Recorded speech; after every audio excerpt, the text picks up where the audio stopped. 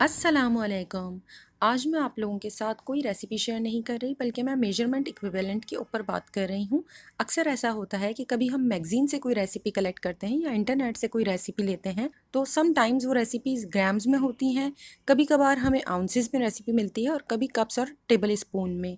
और specially baking की recipes में ज़रूरी नहीं कि हर एक के पास किचन विंग स्केल मौजूद हो, तो आप सिंपल तरीके से अपनी मेजरमेंट्स को किस तरह से कप्स और टेबल स्पून वगैरह में या फिर आउंस और ग्राम्स में कन्वर्ट कर सकते हैं, तो इसी पे बात करेंगे। सबसे पहले हम जिस चीज़ के बारे में बात कर रहे हैं वो है बटर। 1 टीस्पून बटर 1/6 आउंस या 5 ग्राम्स के बराबर होता है। 1 table spoon butter half ounce या 15 grams. Half cup butter 1 stick के बराबर होता है या फिर अप्रॉक्स 4 आउंस या 115 ग्राम्स। 1 कप मक्खन का मतलब है 2 स्टिक्स या फिर 8 आउंस या तकरीबन 230 ग्राम। 2 कप मक्खन 4 स्टिक्स 1 पाउंड या 454 ग्राम्स के बराबर होता है। अब मैं बात कर रही हूँ शुगर के ऊपर। शुगर बहुत सारी टाइप की होती हैं, ग्रैन्युलेटेड भी होती है, घर में पीसकर भी इस्तेमाल की जाती है, आइसिंग शुगर, ब्राउन शुगर। आप किसी भी किस्म का शुगर लेंगे, अगर आप उसे टेबल स्पून में लेने के बाद उसका वेट करेंगे तो डिफरेंट वेट आएंगे।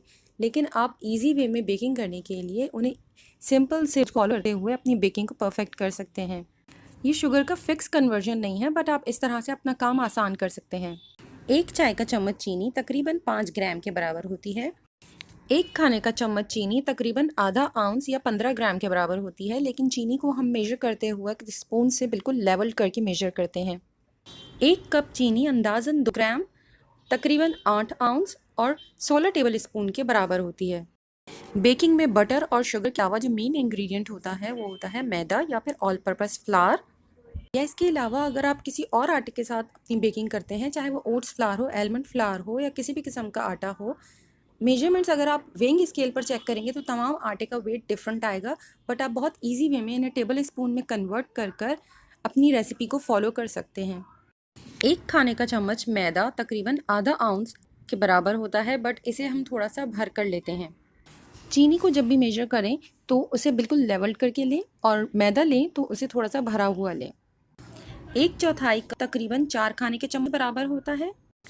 1 कप फ्लावर तकरीबन 120 ग्राम के बराबर होता है।